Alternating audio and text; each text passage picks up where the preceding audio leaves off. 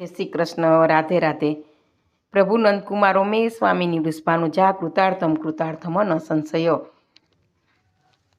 શ્રી વલ્લભના લાડીલા સર્વે વૈષ્ણવને જય શ્રી કૃષ્ણ.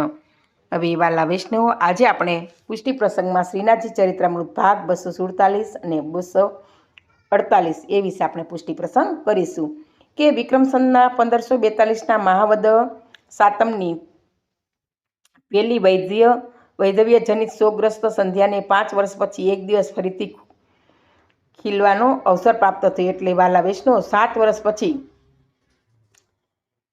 આ સંધ્યાને વદ સાતમ એટલે કે 5 વર્ષ પછી જ્યારે ફરીથી ખેલવાનો અવસર આવ્યો, એ આપણે આગળ જોઈએ. કે શ્રી ગુસાઈજીના બીજા પુત્ર શ્રી ગોવિંદરાયજીના પહેલા પુત્ર શ્રી કલ્યાણરાયજીના ગૃહે પ્રથમવાર પારણું બંધાવ્યું અને શ્રી યમના વહુજીની કૃપાથી વિક્રમ સંવત 1547ના ભાદરવા વદ પાંચમના દિને ગોકુળ ગામમાં શ્રી હરિરાયજીનું પ્રાગટ્ય થયું. બોલો શ્રી હરિરાય મહાપ્રભુજી કી જય. તો આમ શ્રી હરિરાયજી મહાપ્રતાપી આચાર્ય થયા અને શ્રીનાથજીના ચરિત્રામૃતની સાથે અભેદ રીતે સંકળાઈ ગયા. તો હવે આગળ આપણે હરિરાયજીનું વાલા વિષ્ણુ જોશું.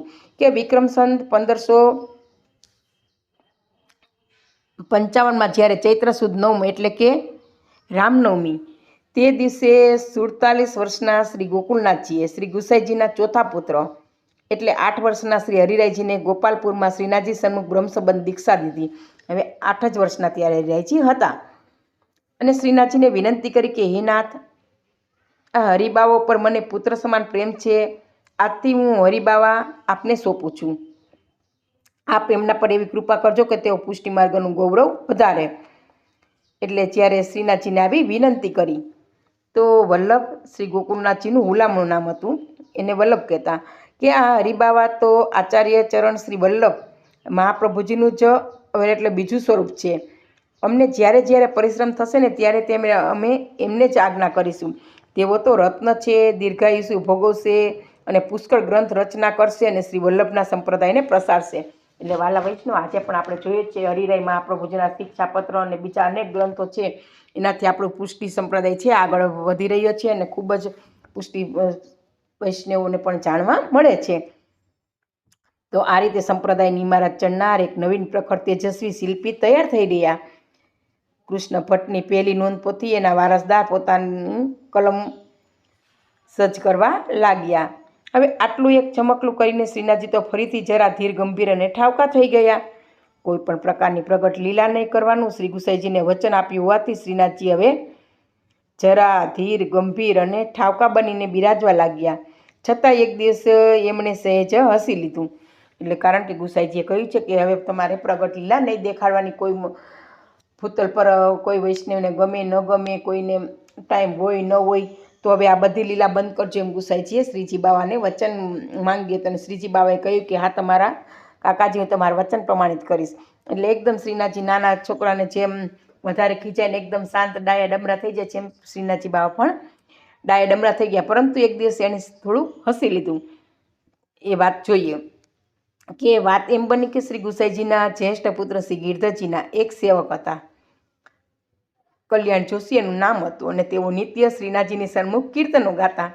હવે એક દિવસ શ્રી ગિરધરજી શ્રીનાથજીને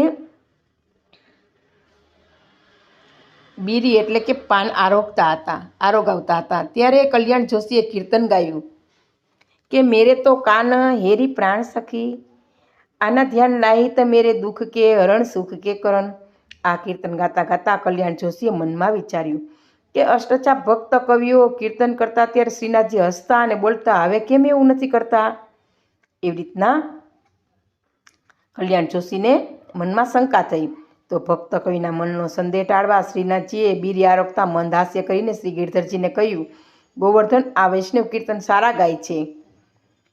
જો વાલા વૈષ્ણવ, ભગવાન બધાની વાત જાણે જ છે. એટલે શ્રીજી બાવાએ પણ થોડું હસ્યા અને કહ્યું છે કે આ વૈષ્ણવ કીર્તન સારા ગાય છે. આ મધુર વચન કલ્યાણ જોશીએ સાંભળ્યું અને શ્રીનાથજીના હાસ્ય વર્ષિત મુખારવિંદના દર્શન કર્યા અને તેઓ કૃતકૃત્ય થઈ ગયા કે આજે વાત સાચી છે એમ કરવા માટે શ્રીનાથજીએ તેને દર્શન આપ્યા અને તેની સાથે હાસ્ય કર્યું. તો શ્રી ગિરધરજીના મુખમાંથી આશ્ચર્ય ઉદ્ગાર સરી પડ્યા કે અરે બાબા, આજે કેટલા વર્ષો પછી આપને આ રીતે હાસ્ય વિનોદ કરતા, શું વાત છે, ધન્ય ઘડી આજની. આ ઘટા કોની પર આપે વસાવી છે? એવી રીતના ગિરધરજી એક સાથે શ્રીજી બાવાને પ્રશ્ન પૂછવા લાગ્યા. તો શ્રીનાથજીએ કલ્યાણ જોશી તરફ ઇશારો કર્યો. શ્રી ગિરધરજી પોતાના સેવક પર થયેલી આ કૃપાથી અત્યંત પ્રસન્ન થયા અને તરત લઘુબંધી શ્રી ગોકુલનાથજીને કહ્યું કે વલ્લભ શ્રી ગોવર્ધનનાથજી તો આદિ મધ્ય અને અંત સર્વ પ્રકાર સમયે સદા એકરસ બિરાજે છે. ભેદ તો આપણી દ્રષ્ટિનો છે. પિતૃચરણના સમય સુધી શુદ્ધ પુષ્ટિ સૃષ્ટિ હતી. તેથી આ નટકટ નિકુંજ સૌની સાથે હસતા, બોલતા અને ખેલતા હતા. અને હવે તો ખરેખર મિશ્ર પુષ્ટિ સૃષ્ટિ આવી છે. તેથી શ્રી પિતૃચરણને આપેલા વચન અનુસાર તેઓ સેવા તો બધાની અંગીકાર કરે છે, પરંતુ સંભાષણ તો ફક્ત શુદ્ધ પુષ્ટિ સૃષ્ટિની સાથે જ કરે છે. આગળ જતાં કેવી સૃષ્ટિ આવશે તે તો આપ જ જાણે. એટલે કહે છે, જ્યારે શુદ્ધ પુષ્ટિ સૃષ્ટિ હતી ત્યારે શ્રીજી બાવા બધાની સાથે ખેલતા હતા, પરંતુ અત્યારે મિશ્ર પુષ્ટિ સૃષ્ટિ થઈ ગઈ છે. એટલે આગળ જતાં તો આ સૃષ્ટિ પણ કદાચ લોપ થશે. તો શ્રીજી બાવા બોલે કે નહીં એ વાત તો આપ જ જાણો. આમ ધીમે ધીમે વધતી જતી અનિષ્ટ પ્રકારની મિશ્રિત પુષ્ટિ સૃષ્ટિમાં પણ શ્રીનાથજી બાવા રસમગ્ન થઈને બિરાજી રહ્યા અને ભક્તોના મનોરથો પૂરા કરતા રહ્યા. તો વાલા વૈષ્ણવ, આ પ્રસંગ મારો અહીંયા પૂરો થાય છે. બોલો શ્રી ગોવર્ધનનાથ કી જય. હવે શ્રીનાથજી ચરિત્રામૃતમાં ભાગ 248. એક દિવસ શ્રી ગિરધરજીના જ્યેષ્ઠ પુત્ર શ્રી મુરલીધરજીને એવો મનોરથ પેદા થયો કે આજે વિજયાદશમીનો દિવસ છે, તો હું શૃંગાર સમયે શ્રીનાથજીને કટાર ધરાવીશ. વાલા વૈષ્ણવ, જુઓ કે એને કટાર ધરાવવાનું થયું કે વિજયાદશમી દિવસે માતાજી જેમ હથિયાર લે છે, તો હું શ્રીનાથજીને પણ આજે કટાર ધરાવીશ. હવે ભક્ત ઈચ્છાપૂર્વક શ્રીનાથજીએ આ મુરલીધરજીનો મનોરથ કરી લીધો અને પ્રેમપૂર્વક તે દિવસે શૃંગારમાં કટાર ધારણ કરી. એ દિવસની યાદમાં આજ દિન સુધી પ્રત્યેક વિજયાદશમીએ શ્રીનાથજીને શૃંગારમાં કટાર ધારણ કરવામાં વાલા વિષ્ણુ આવે છે. આ શ્રી મુરલીધરજીનું યુવાન વયે જ નિત્ય લીલામાં પ્રવેશ થયો હતો અને એમનો વંશ આગળ વધતો અટકી ગયો હતો. હવે શ્રી ગિરધરજીને શ્રી મુરલીધરજી ઉપરાંત અન્ય 2 પુત્રો પણ હતા. એક શ્રી દામોદરજી અને બીજા શ્રી ગોપીનાથજી. હવે વિક્રમ સંવત 1577ના માગસર વદ બીજના દિવસે ગોકુલમાં શ્રી ગિરધરજી નિજ સેવ્ય સ્વરૂપ શ્રી મથુરેશજીને શૃંગાર કરી રહ્યા હતા. એ સમયે ગિરધરજીના બીજા પુત્ર દામોદરજી ગોપાલપુરમાં શ્રીનાથજી પાસે હતા. 59 વર્ષના શ્રી ગોકુલનાથ તો માલા તિલકની રક્ષા અંગે જહાંગીર બાદશાહ સાથે થયેલા કરાર મુજબ ગોકુલ છોડીને સોરમજીમાં રહેવા માટે 10 દિવસ પહેલાં જ પહોંચ્યા હતા. આ તરફ હવે શ્રી ગિરધરજી શ્રી મથુરેશજીને આભૂષણ ધરાવી રહ્યા હતા. શ્રી મથુરેશજીએ શ્રી ગિરધરજીની ભૂતલ પરની સ્થિતિ પૂર્ણ થતી હોવાથી એક મધુર સ્મિત કરીને બગાસું લેતા મુખારવિંદનો વિસ્તાર વધાર્યો અને શ્રી ગિરધરજીને પોતાના સ્વરૂપમાં સમાવી લીધા. શ્રી ગિરધરજી આ સમયે 80 વર્ષના હતા. એમના ત્રીજા પુત્ર શ્રી ગોપીનાથજીએ આ દ્રશ્ય નિહાળ્યું અને તરત મોટા ભાઈ શ્રી દામોદરદાસજીને ગોપાલપુરથી તેમજ કાકા શ્રી ગોકુલનાથજીને સોરમથી બોલાવી મંગાવવા સેવકો રવાના કર્યા. શ્રી દામોદરજી તો ગોકુલ આવી પહોંચતા નાના ભાઈ પાસે સર્વ વિગત જાણી કે આ રીતે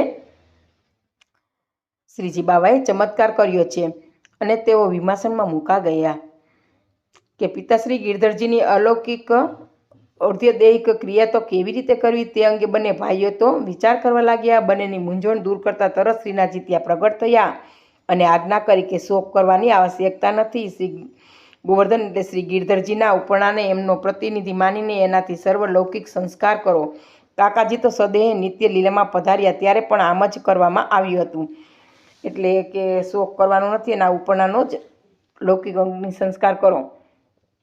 ચિંતાનું નિવારણ થતાં બંને ભાઈઓ સાવધ થયા અને શિરે આવી પડેલી જવાબદારી નિભાવવા સક્રિય બન્યા. એટલે જ્યારે વલ્લભપુરમાં આવું કંઈ પણ થતું ચિંતાનું, ત્યારે તરત શ્રીનાથજી બાવા રાહદારી બનીને તરત જ માર્ગદર્શન આપતા હતા. તો આ બંને ભાઈઓને પણ આ રીતે કહ્યું કે આ રીતે કરો.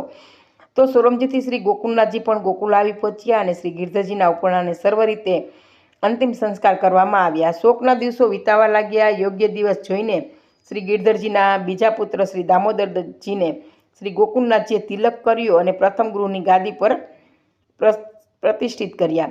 ત્યારથી શ્રી દામોદરજી તિલકાયત કહેવાયા અને પેઢી દર પેઢી તિલકાયત પ્રથા શરૂ થઈ ગઈ છે. આજ દિન સુધી જળવાઈ રહી છે. વાલા વૈષ્ણવ, આપણે જોઈએ છીએ શ્રીનાથજી મંદિરમાં અત્યારે રાકેશ બાવા અને વિશાલ બાવા છે, તિલકાયત છે. એટલે એક પેઢી દર પેઢી આ રીતના હોય જ છે. શ્રી ગિરધરજીના નિજના સેવ્ય સ્વરૂપ શ્રી મથુરેશજી ત્રીજા પુત્ર શ્રી ગોપીનાથજીને શિરે પધરાવવામાં આવ્યા અને પ્રથમ ગૃહની સ્થાપના થઈ. આ રીતે આ સમયે શ્રીનાથજીની ગોલકમાં ભેટની 3 લાખ મુદ્રા હતી, જેમાંથી શ્રી દામોદરદાસજીએ શ્રીનાથજીની અંશ સેવા માટે ખેતરો ખરીદ કર્યા અને નેક ભોગ છે એ વધારીને વૈભવયુક્ત રીતે સેવા કરવા લાગ્યા. એટલે આવક થતાં તેણે ઠાકોરજીનો નેક ભોગ પણ શ્રીજી બાવાનો વધાર્યો.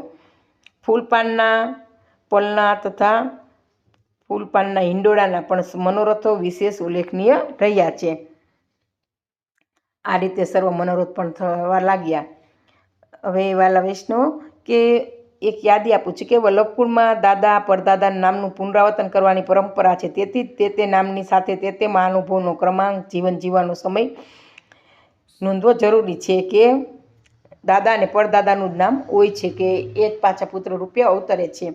તો વાલા વૈષ્ણવ, આ બંને પ્રસંગો અહીંયા મારા પૂરા થાય છે. બોલો શ્રી ગોવર્ધનનાથ કી છે. અને આ બંને પ્રસંગો કહેવામાં મારી કંઈ ભૂલ રહી ગઈ હોય તો પુષ્ટિ રસની દાસીને ક્ષમા આપશો. જી સર્વે વાલા વૈષ્ણવને જય શ્રી કૃષ્ણ, જય શ્રી કૃષ્ણ.